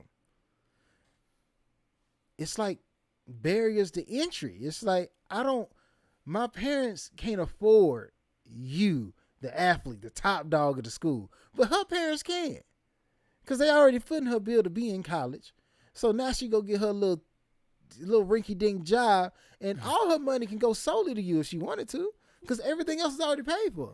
But I wouldn't look at it financial. Just because you could afford somebody more financially. As a youth. So you telling me right now, if you had a black girl who said, I'll come pick you up, and a white girl, and they both, don't get me wrong, they both beautiful, and a white girl who said, I'm going to just buy you a car, who you dating? As a teenager, not as a grown man. I ain't hitting you with. I ain't trying to put you on the spot. As a teenager, yeah, you would go to that one. Exactly. But I could say it like this. Okay. For example, you remember college? Yeah. What's her name had money? My ex, the one after the fat one. Okay. Okay. She had money. She had her own car. Yeah. She wasn't paying out one bill. She didn't have to get one job. She didn't do nothing except go to school. Mm-hmm. Okay, she give me money at the end of the day, but I didn't stay with her. True. So. Which was always a problem for me. But, Oh, no, not that one. Not that the one? actual girlfriend. Oh, okay. Because I didn't understand I'm that. trying not to put names out there. Because somebody going to be like, oh, well, how could you say that? It's like, Yeah. But, not the one from Ohio. Okay. The one that actually lives. With the girl. Yeah. Okay. So, the whole thing I'm saying is, because she had all those benefits and things like that. But, as we both know, she has some underlying sneakiness about her and stuff like that. Some other issues. Yes. But I'm saying the problem is, mm-hmm. and I'm not saying it's a problem. Love who you love. Yes. Because like I said, love is the only word that has a understood gray area. People just know that we can't necessarily pinpoint what it is. We just know we have it, right? Mm-hmm. I have a part of me that's like, if you came up black, your mama's black, your daddy's black, or your mama black, your daddy white, it don't matter. But if you identify as a black person and to go through the vast majority of these issues that the world has placed on us, from the systemic racism to everyday racism to all of that, nobody fully understands your plight like a black woman, because she's been through it too. True. On top of that, because I know, coming from a place where you didn't have much, because like I said, growing up, we didn't have much. It's easy for you to be tempted or persuaded by people with large sums of money. Like, if you got money, it's different. It's like, wait, you get to do this, and you want to take me just because you like me? But the black girl, like, I can just take you to the house and cook you something, or maybe we can go to the park. It's both free. But I don't. I'm just saying. And for those who do not know, I did marry a black woman. Yes. A beautiful, nice chocolate woman. Umar, don't attack him. All I'm saying is, you never know where you find love. And it's not always money that makes you find love. No, I'm not saying money. So what I'm saying is, whether it's a Spanish girl, whether it's a white girl, whether it's an Ethiopian, whether it's Puerto Rican, whether it's Chinese, Japanese, whatever, I'm like, if that woman is the best thing for you, I'm happy for you. But the thing is, a lot of people are like, I'm not saying all people, but there's a lot of people out there that's like, well, find that a black woman. I'm like, hold up. I'm not about to jump through hoops to try to find that right here when it's actually right here. Right. Like, that's like, like there was this one was on TikTok where a woman, the guy and the girl were in the store and everything, and this black woman walked by and she was like, oh, how'd you end up with that? She was trying to be funny because it was a black guy and a white girl. And the white girl was like, what you say? She was like, oh, nothing, never mind, I was just walking on. And she was like, no, say what you gotta say. And the boyfriend or whoever was like, nah, just calm down, baby. Because my thing is, if it's the best thing for you, I'm happy for you that it's the best thing for you. Right. Now, I don't want you to be like, oh, well, I need a white person over a black person. No. I'm never going to be that person. Right. Okay. People who get it past exceptions. Mm-hmm. Donald Glover or Childish Gambino, exception. Yeah. And he the one who made the song with the whole, this is America. But if I think he did marry a white woman. Yes. But he let you know through his music on several occasions, white women was checking for me. Y'all had no time for me. Yeah. Until he had money. Until I had money. They just liked me because I was me. So, okay. Because you're exiled by that group of women, I don't expect you to go back groveling at their feet trying to make them somebody to you that they're not. Yeah. Like, no, I don't view you in the same light. I don't hold you on no pedestal because you pushed me to the background. Okay. And when I found people who in the background who just like me for me, yeah, I'm going to go be with them. Yeah. Easy. But that's, like, I'm not saying all the times, because there are dudes that just kind of weird. Like, it's like, oh, well, I just want a white person, or I want this person. Like, I just want. And they don't want the black girl, but they want all. If you trying to say that somebody who doesn't look like you is more important, you're like, when you put that whole, oh, ain't nothing like a white woman type. Yeah, I'm like, nah. wait, ain't nothing like a man. Wait. You had a black woman carried you for 9 months and fed you knowing you wasn't much. You know what I'm saying? Like, yeah. In all honesty, what is it? 2 times more likely to go to jail. Yeah. You're going to end up middle class. Majority of us going to end up middle class. Yeah. We trying to break through and get through the ceiling, but for the most part, yeah, most and people, be happy being middle class. And be happy being middle class. The best thing you can hope for most of us is upper middle class. Yeah. But every day, the lower middle class erodes away into poverty, and then like the separation is becoming great. So but for the most part, that's what you can hope for. And this black woman is who gave you all that, knowing full well that the likelihood you're gonna become something amazing and great is very minimal. Like you're not. A lot of people gonna die and not impact the world in a significant way. And if that makes you feel some level of anxiety or inadequacy, I apologize, especially if we talk about mental health. But it's the truth. Okay?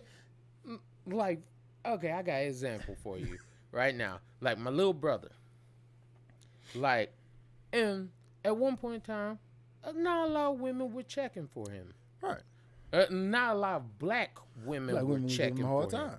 They would give him a hard time because, like, just like me, he like Maroon 5. He like Systems of the Down, like all different types of stuff. Yeah. But he wasn't, I guess what you would say, some black women's flavor. Right. He found a girl that actually liked him for him and all that like kind what of he stuff. was doing, like the vibe he putting out. Even a girl I was talking to, she was just like, oh my God, I just can't see why he had to get with the white girl. And I'm like, I'd be like, the problem with those types of women is you want everybody to be with somebody like you, but you don't want to be with everybody. Exactly. You want to, I don't fit your ideal prototype of a man. So if I don't make you happy, then I have to fall into oblivion, lonely and desperate, still seeking your approval. You're not that important. Yes. I hate to say it to him that way, but the truth is, you're not. Okay? When it comes down to it, would I prefer a black man be with a black woman? Yeah, that's fine. That's great. Yeah. And that's the main reason I prefer it, especially if you're successful, is because it brings a good image about, and it gives me hope. Like, yeah, when Paige grow up and find somebody, if he lives life and he operates, and even at my meager level, I'm like, you found you a good dude. You know what I'm saying? And it's beneficial to me because that he black. So when I get to talking about what I'm going through in life, he can have some sort of understanding of, yeah, I've been through something like that too. Yeah. But if she did walk through here with some random, guy of a different ethnicity, and I can't be upset and be like, well, if I fought for anything, it's to give you the options that I just don't have. Yeah. And not saying that I didn't have options of white women or black women, Indian women. I could have had. But, I'm not, no. I mean, everybody has their different flavor, feel. Now, I do have one real quick question. Shoot shot. Do you think that the same accountability holds true for women as it does for men? And what I mean by that is because, some people want to give Shannon Sharp a hard time, but I don't know too many people gave Serena a hard time. And Serena basically said that every dude that she ever dated, black dude treated her wrong, but only the white guy was the one that treated her right. And if that's the case, if that's how she truly feels, and if that really is her perspective on this world, then fine. I would say you date the wrong guys, but at the same time, I'm not the men, and I don't know. The question you asked was, do I feel like it's weighted equally? No. Reason being is because if a woman walked in the room with a white guy, men don't care.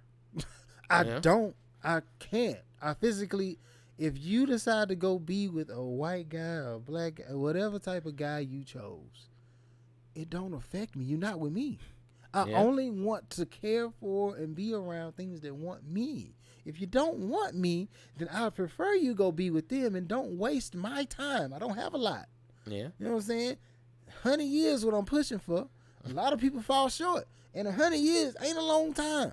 Most people fall short. Yeah. So I'm like, I'm not trying to go and be like, and worry myself with why did Serena choose a white man? Because she wanted one. Yeah. Go get you one. Go get 2, 3. Go. Every person in your line, your family line, your gene pool, go mix with them so much where we cannot tell the difference between them and actual just standard white people. I don't care.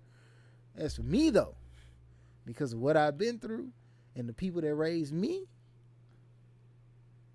the likelihood that I ended up with a white woman was minimal. Very minimal, almost non-existent. How I was raised, coupled with the experience I've had, that off the record, well, on the record, because I'm recording. I'm gonna keep it as candid as possible. Let's just be real. The experiences I've had with other races, and me just being a genuine nice person, I got a lot of backlash. And I'm not saying that was every white person I encountered. I've had white friends, have white friends. I've had the diaspora. I got multiples of different people. But the people who, no matter how bummy I was or how bad off I was, who could always seem to relate to whatever I was going through, were people who look like me. And they ain't never, like, I could be on my last dollar, last dime, and they ain't put me on the back burner. I'm still somebody who's a genuine person. Like, if I come with good energy, if I come with a good energy in a group of black people, depending on the location, because you can't go to, sometimes you're on high alert. Yeah. You know what I'm saying? Yeah. But if I come to majority of spaces with good energy to black people, I'm going to receive good energy from black people. They might talk crazy about me behind my back. That's just something they might do. But as long as I'm in their face and I'm being 100% with them, they usually say, "No, you good people." And I can attest to, majority of the people I met, I can say that if ask who is Brian Hunter, who is B Hunt, they'll be like, "Oh, he a good dude." Especially the black ones. I can't speak for all others. Well, I'm gonna be honest. Most people, when they actually talk to me and have real conversation, I've literally have never had one say I was a bad guy. Now, beforehand, most people of other races swear up and down, I'm gonna hurt them. No, I'm gonna do some crazy stuff. I'm gonna beat someone up. And I'm like, that's what I be like. You just don't understand. You don't get it. You're not from where I'm from. You don't understand. When people try to explain to me what a dangerous situation is, I be like, my vision of danger and your vision of danger, 2 different things. You run from black people. I run from cops. 2 different. You find comfort in local corner stores. I find extreme anxiety walking around knowing that this person followed me through this entire store. I was at work one day, and so I used to work in hospitality, hotels. They had this question. It was like, name a time you went to an establishment and you had outstanding service. And I looked at that, and I was just like, I was like, one, I ain't really been to a lot of hotels, so I can't say. And most of the time I go to the hotel, I'm invisible to people unless I ask them for something. Then they either push me to the side or find somebody else to do it. So I'm like, I don't ever feel like I received amazing customer service. And then I kept going back to Walmart. I've had a terrible relationship with Walmart. I don't know why I still shop there. It is just downright awful when it comes to their treatment of me without cause. Okay? So then I end up writing on the answer. She was like, tell me how the experience went. I was like, the best I can give you is I went to Walmart and I didn't get harassed. And she was like, that's not the best you can do. I was like, ma'am, ma'am, I've tried to think of just outstanding performers, people who went above and beyond for me in this. Well, I can't give you one. I give That's you one recent. for everybody. That's recent. No. I give you one for everybody. Chick-fil-A. But I want, bro, we was in college. I want to eat Chick-fil-A. I couldn't afford that. Like, stop trying to. I was just thinking. I was like, man, I know we a little off subject on that, but Chick-fil-A, man, Chick-fil-A always give you amazing service every time. It's like they'll tell you if you mess up at Chick-fil-A, it's because you didn't have a happy. Yeah. You weren't happy. You just a person who can't be pleased. Mm-hmm. Chick-fil-A be putting it down, bruh. I'm telling you, like they can mess up your order.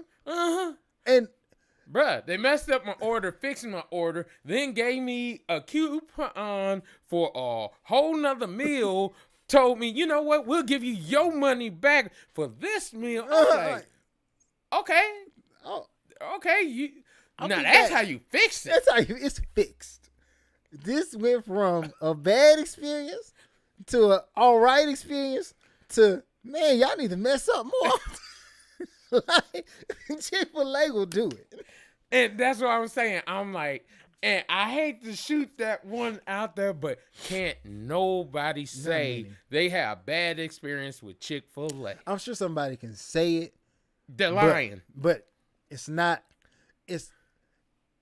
there's nobody who can say the worst experience in fast food they've ever had was Chick-fil-A. You cannot say it. How can you say you have bad Williams Chicken? Williams Chicken. I went up there to Williams Chicken, man. I bought a 2-piece or a 3-piece. And the man charged me $60. I'm like, $60 for some chicken? And he handed me to the receipt, looking at me like, why you still here? And the lady and his manager sitting right behind him looking at me like, is everything okay, sir? I was like, everything was fine. Until he tried to charge me $60 for 3 pieces of chicken. And then he looked at her. He had the money in his hand. He looked at her, darted out the back door, running. I was like, see, this is why I need Chick-fil-A. I can't do it to this day. I can't do Williams Chicken. Every time I go to any chicken spot, I check the receipt twice. I get on my account and look up how much did they take from me, because I don't trust this man at all. And it don't help that it's always black people at Williams Chicken. See, this is what gives me this anxiety, bro. I can't accept this.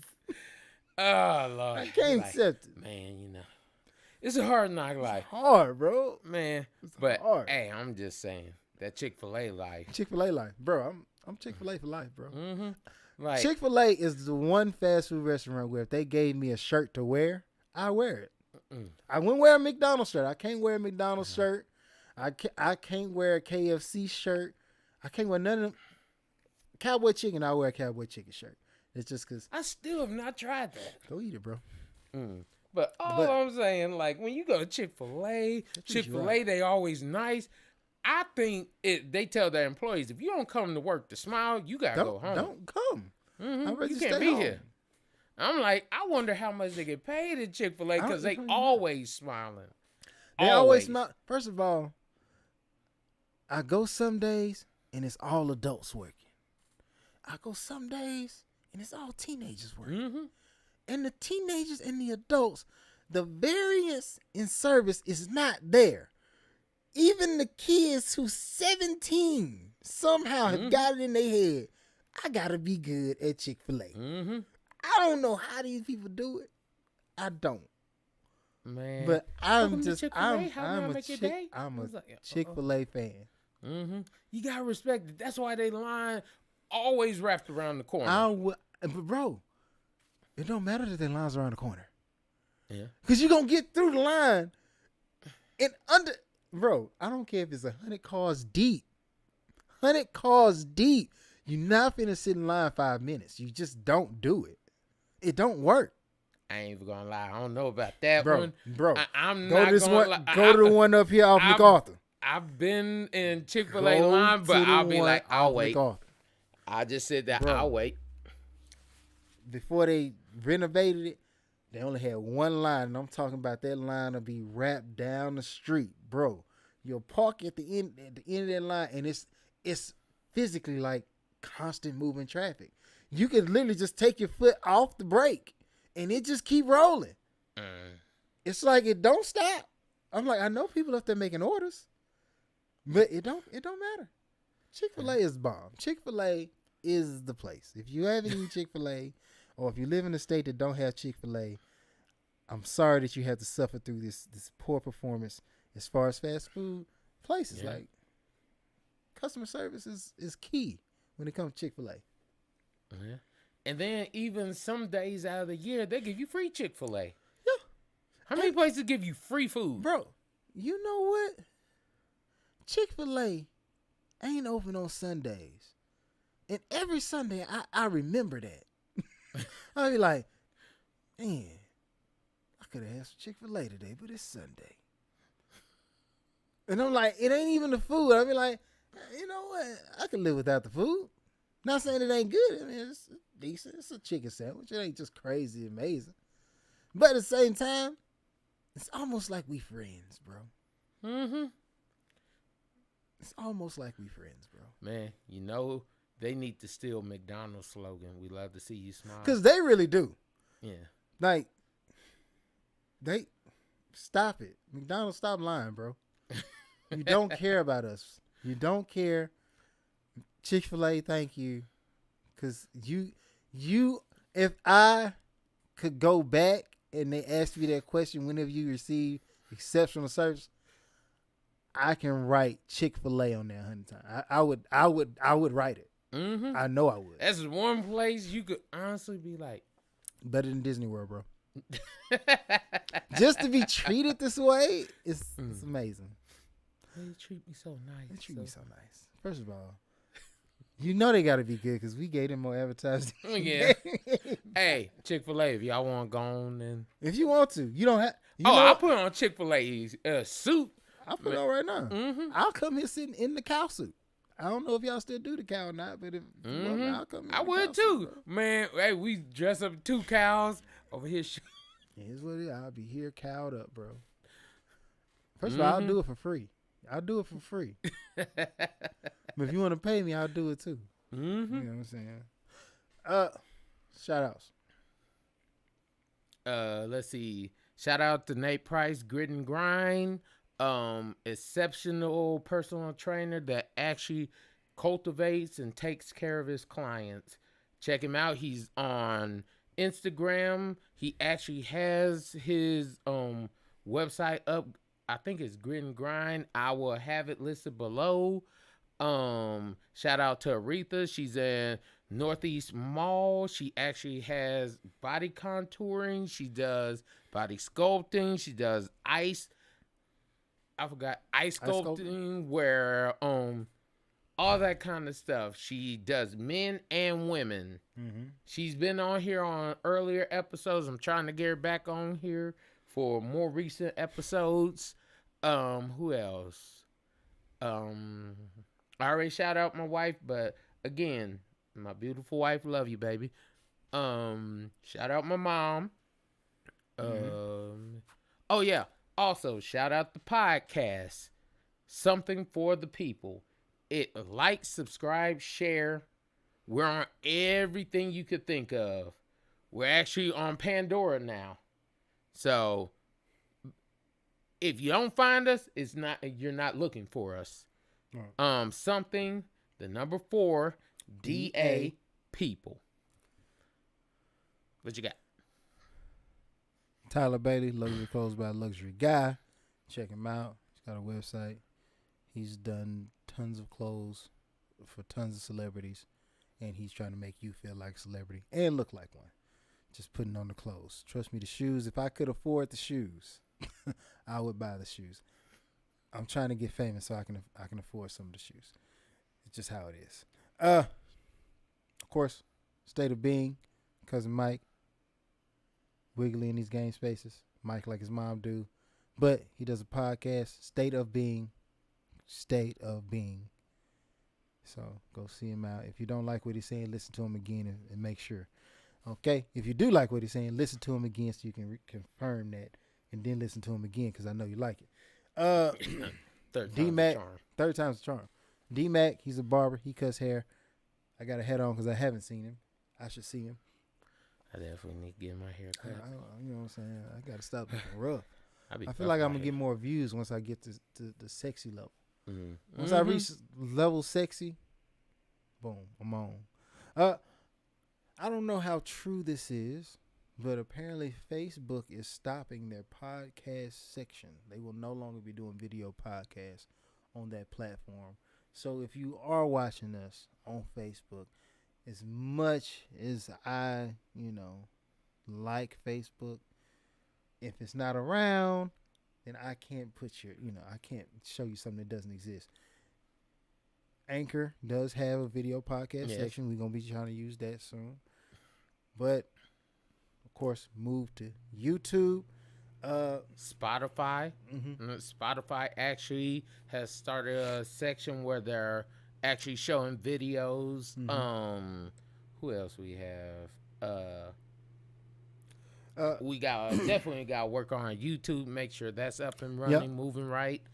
And then also, I don't necessarily know 100% yet, but there is a social media platform called Fanbase.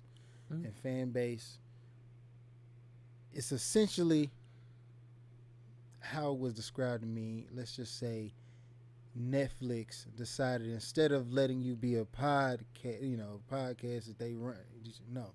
At this point, everybody on there is their own channel. So we would be the Something for the People channel. Okay. And then if you was a person wanted to go in and like our post, you could like our post. You could do a super like, or you really like a post, where every time you like a post twice, it gives you half a cent, and it goes on, so on and so forth. But you only get the content you want to see. Every time we post, it will go to you. You will be able to see it, and you will be able to pull it up and do whatever you want to do as far as consuming said content. So I don't know right now.